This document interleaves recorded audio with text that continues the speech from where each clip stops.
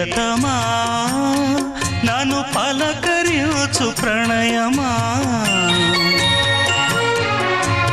అతిథిలా నన్ను చేరుకున్న హృదయమా ఎదుట ఉన్న స్వర్గమా